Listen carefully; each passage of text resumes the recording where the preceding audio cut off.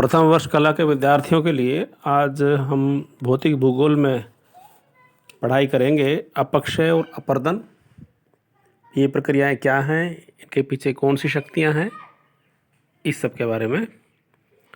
तो विद्यार्थियों, सबसे पहले अपक्षय को लिया जाएगा। तो अपक्षय चट्टानों के टूट फूट की क्रिया है। इसके अंतर्गत चट्टानें विघटित हो जाती हैं, वियोजित हो जाती हैं, अपघटित हो जाती हैं, यानी ढीली पड़ जाती हैं और अपने ही जगह पर टूट करके गिर जाती हैं। ऐसा भौतिक कारकों के कारण से होता है, जैसे तापमान, तुषार, जल, इन सब का प्रभाव पड़ता है, जिसके कारण से अपक्षय होता है। एक बात ध्यान रखने की है कि अपक्षय एक स्थिर प्रक्रम है, यानी एक ही जगह पर होने वाली प्रक्रिया है। अब जैसे होम्स ने अपक्षय की सीमा को बताने की कोशिश की है कि अपक्षय उन विभिन्न भूपृष्ठीय प्रक्रियाओं का प्रभाव है जो कि चट्टानों के नष्ट होने और विघटन में सहायता प्रदान करती है, परंतु उन ढीले पदार्थ का व्यापक स्तर पर परिवहन नहीं होना चाहिए। तो परिवहन नहीं होता उसका, एक ही जगह पर वो चीज़ टूट करके बिखर करके गिर जाती है, अपनी जगह छोड़ के कहीं दूर नहीं जाती। अब इसको प्रभावित करने वाले कारक कौन से हैं? तो पहले नंबर पर है शैल की प्रकृति, यानी चट्टान किस प्रकार की है। इसमें आएगा खनिज का प्रभाव। अब देखिए, जो हल्के रंग की चट्टानें हैं उसमें फेल्सपार और क्वार्ट्ज जाते हैं, और दूसरी होती हैं गहरे रंग की चट्टानें, इसमें फेरो मैग्नीशियम खनिज होते हैं। ये लोहे, मैग्नीशियम और कैल्शियम सिलिकेट, ये सब होते हैं इसके अंदर। तो आग्नेय शैलों को सिलिका की मात्रा के प्रेजेंस के आधार पर अम्लीय और भास्मिक शैलों में हम डिवाइड कर लेते हैं। गैब्रो जो चट्टान है वो गहरे रंग के पदार्थ उसमें ज़्यादा होते हैं, और क्वार्ट्ज पर रासायनिक अपक्षय का प्रभाव बिल्कुल नहीं पड़ता। क्वार्ट्ज बहुत ही हार्ड प्रकार की चट्टान हो जाती है। ग्रेनाइट अपक्षय द्वारा ग्रेब्रो की अपेक्षा मोटे कणों में विघटित होता है, यानी ग्रेनाइट भी वैसे हार्ड यानी कि सख्त प्रकार की चट्टान है, लेकिन अगर उसको अपक्षय होगा भी तो वो मोटे मोटे कणों में होगा, बहुत बारीक उसका चूर्ण जैसा बनाया जाना संभव नहीं होता है। ग्रेनाइट के कणों में गैब्रो की अपेक्षा कैल्शियम की भी कमी होती है, इसलिए ग्रेनाइट द्वारा जो मिट्टी गैब्रो की बनाई हुई मिट्टी से घटिया होती है, वो कैल्शियम की आवश्यकता होती है, आप जानते हैं। दूसरा है कि इसकी बनावट किस प्रकार की है, उसका प्रभाव पड़ता है। चट्टान की बनावट किस प्रकार की है, तो अगर बनावट के तौर पर मोटे कण हैं, छोटे कण हैं, कांच जैसी है, कण ही नहीं है उसके अंदर, तो मोटे कण वाली जो चट्टान होगी वो छोटे कण वाली चट्टान की अपेक्षा जल्दी अपक्षय होगा उसका, और जो कणहीन शैल होगी वो तो जल्दी ही टूट फूट के बिखर जाती है। अब संरचनाओं का प्रभाव भी आगे इसमें अपना भूमिका अदा करेगा। तो इसमें दरार है या संधियां हैं, इसमें अपपत्रक है, फोलिएशन होता है, यानी कि तो इसके कारण से भी अपक्षय की जो गति है वो बढ़ जाती है। ग्रेनाइट और बेसाल्ट में तो अलग अलग तरह के जोड़ बन जाते हैं। ग्रेनाइट के जोड़ ग्रेनाइट को आयताकार टुकड़ों में विभाजित कर देते हैं, और जिसकी जो नोकें हैं वो अपक्षय द्वारा खिंच जाती हैं।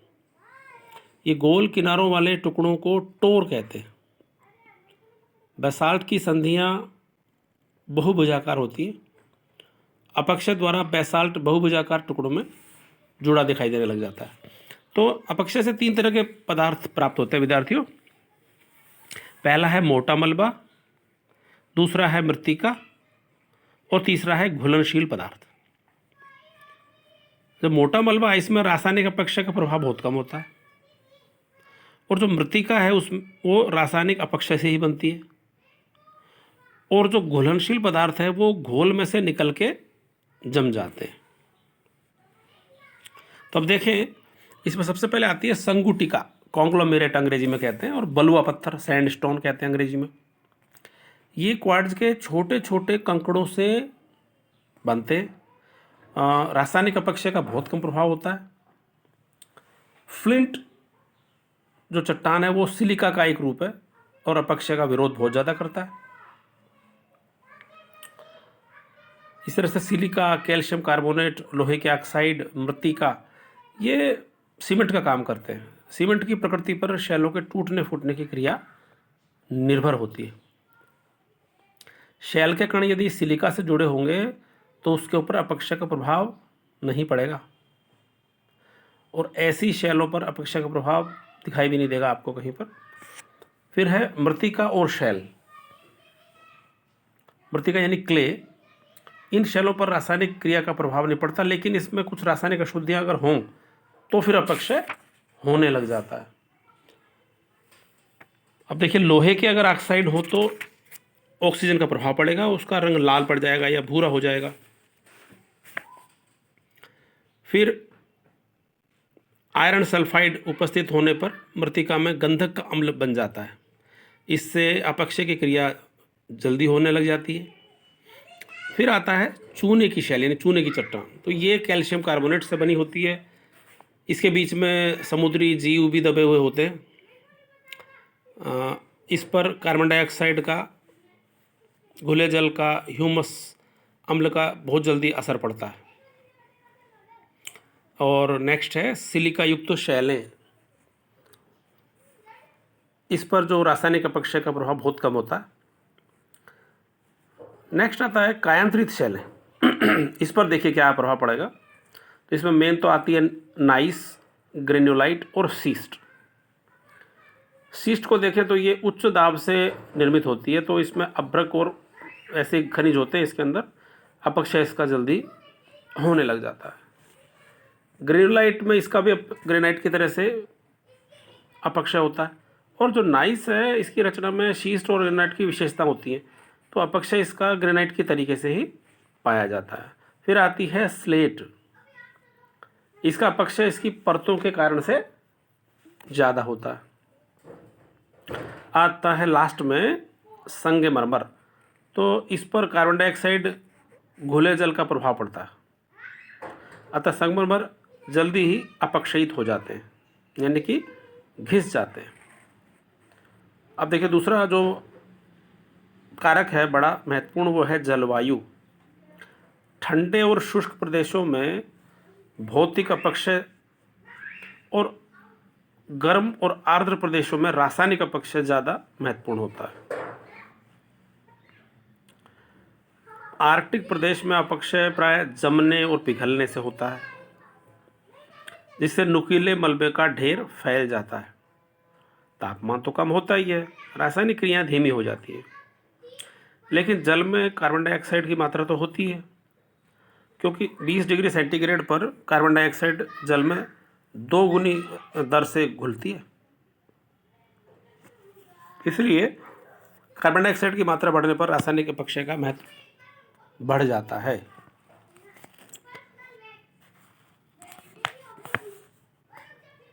विषुववृत्तीय रेखीय जो देश हैं उनमें उच्च ताप और आर्द्रता होती है, तो यहाँ रासायनिक अपक्षय ज़्यादा होगा। यहाँ पर भूतल से 61 मीटर की गहराई पर जो चट्टानें वो सड़ती हुई पाई गई हैं।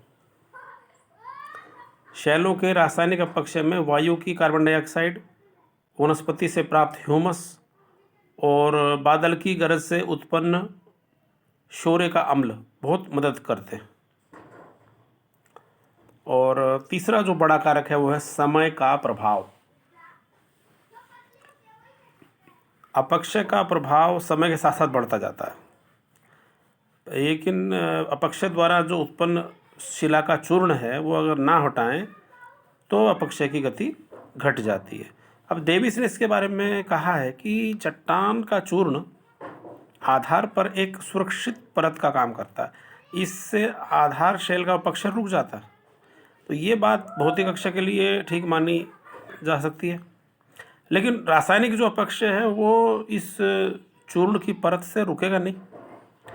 जल और अम्लीय जल जो चट्टान का चूर्ण है उसमें से होकर के आधार शैलों तक पहुंच जाता है, वो अपना काम करता है, रासायनिक अपक्षय होता रहेगा। अब आते हैं अपक्षय के प्रकार कौन से। देखिए, पहला तो है भौतिक अपक्षय।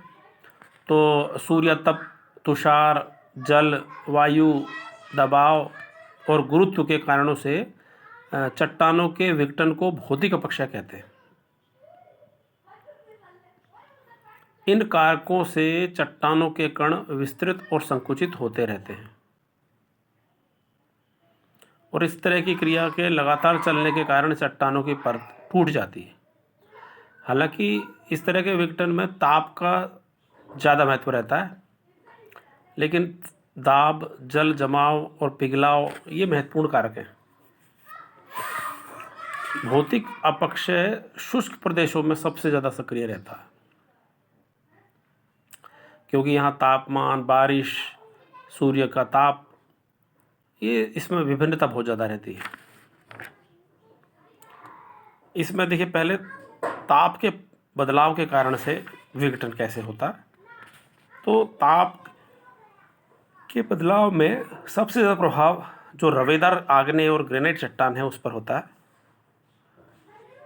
ब्लैक विल्डर विद्वान हैं, उन्होंने सबसे पहले बताया कि तापमान की विभिन्नता के कारण चट्टानों में विघटन होता रहता है। चैपमैन और ग्रिफिन ने बताया कि तापमान की विभिन्नता के कारण चट्टानों का पहले विघटन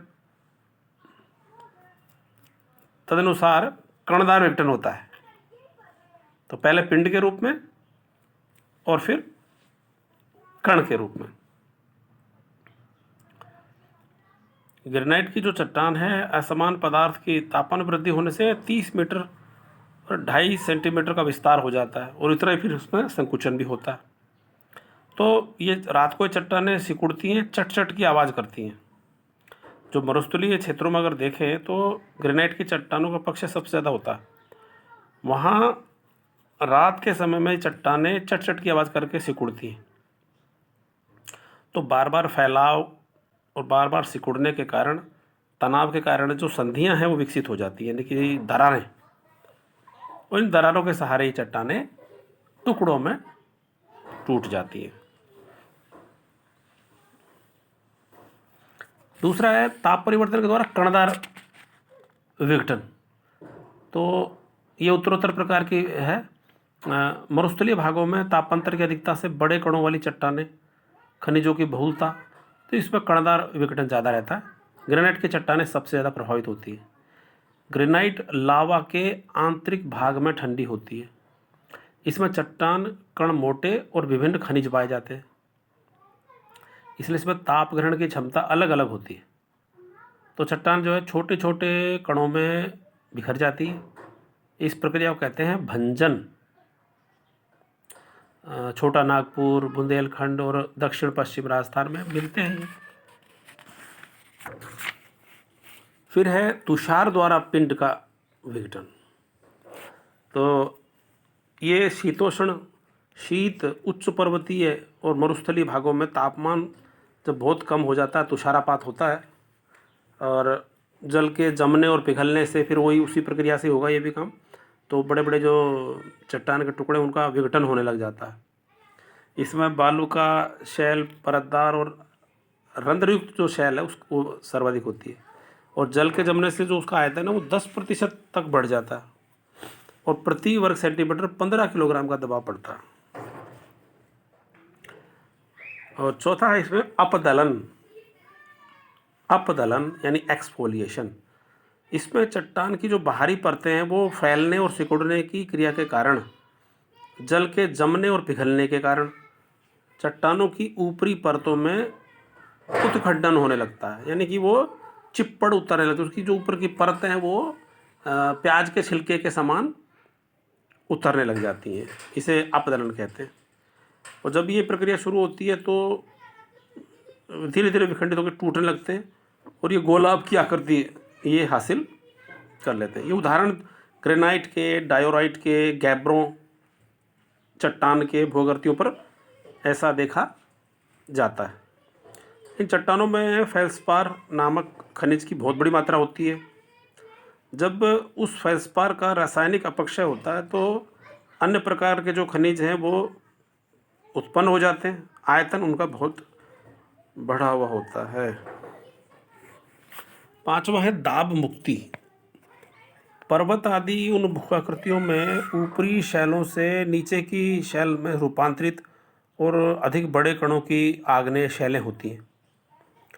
तो यहाँ क्या है कि अपरदन की प्रक्रिया से नीचे की शैलों पर जो दबाव है वो कम हो जाता है और इससे जो जल है वो उनके छिद्रों में भर जाता है। इससे तुषार क्रिया शुरू हो जाती है और तुषार के उभरने की क्रिया होती है। इसके चलते ऊपरी जो आवरण है वो विखंडित हो जाते हैं, उसमें दरारें विभंग हो जाते हैं। कर्नाटक में ग्रेनाइट की चट्टानों से बने हुए जो स्कंध हैं वो उसका अपर्दन हो गया और ऊपरी भार कम हो गया। इसके कारण से ग्रेनाइट परत ने ऊपर की दिशा का प्रसार कर दिया। इसके बाद उस ग्रेनाइट की ऊपरी परत में विभंग पैदा हो गए। दूसरा बड़ा कारक आता है फिर रासायनिक प्रकार का अपक्षय। तो भौतिक के बाद हम देखते हैं रासायनिक। तो वायुमंडल की जो गैसें हैं, बारिश का पानी है, ये रासायनिक क्रियाएं करते हैं चट्टान के साथ, इसी को रासायनिक अपक्षय कहते हैं। तो कैसे कैसे करते हैं? तो जलयोजन होता है, ऑक्सीकरण होता है, कार्बोनीकरण होता है और घोल होता है। भौतिक अपक्षय की अपेक्षा जो रासायनिक अपक्षय है ये ज़्यादा प्रभावशाली है, लेकिन जो रेगिस्तान के इलाके हैं वहाँ पर भौतिक अपक्षय मुख्य है और जो रासायनिक अपक्षय है वो आर्द्र और उष्ण क्षेत्रों में मिलता है। अब देखिए अब कैसे रासायनिक अपक्षय काम करता है। तो इसमें तनाव और खिंचाव के कारण चट्टानों के भार बढ़ जाता है और निम्न घनत्व वाले पदार्थों की उपस्थिति के कारण, खनिजों की स्थिरता के कारण, यहाँ खनिजों की स्थिरता पर प्रकाश डाला जाना जरूरी होता है। कुछ ऐसे खनिज होते हैं जो उठते ही दबाव और तापक्रम पर स्थिर नहीं रहते। तो ऐसे में अब पहली जो रासायनिक प्रकार की प्रक्रिया है वो ऑक्सीकरण में देखते हैं इसको। उन चट्टानों में ये सक्रिय रहती है जिनमें लोहे के सल्फाइड, कार्बोनेट और सिलिकेट के अंश होते हैं और ऑक्साइड के कारण रंग विभेद में मुख्य स्थान ये रखते हैं। दूसरा है कार्बोनीकरण। कार्बन डाइऑक्साइड की उपस्थिति में हाइड्रो ऑक्साइड से पोटेशियम कार्बोनेट की उत्पत्ति रहती है और ये जो पोटेशियम हाइड्रो ऑक्साइड के कारण कार्बोनिक एसिड से मिलकर पोटेशियम कार्बोनेट में ही बदल जाता है और पानी शेष रह जाता है। तो जिन भागों में ये चूने की चट्टानें फैली रहती हैं वहाँ पर कार्बन डाइऑक्साइड के प्रभाव से ये स्थलाकृतियाँ बन जाती हैं बहुत तरह की। हमारे यहाँ देखें तो पिथौरागढ़ जिला है, उसके वेनी नाग में कार्बोनीकरण के उदाहरण हम देख सकते हैं। तीसरा है जल योजन।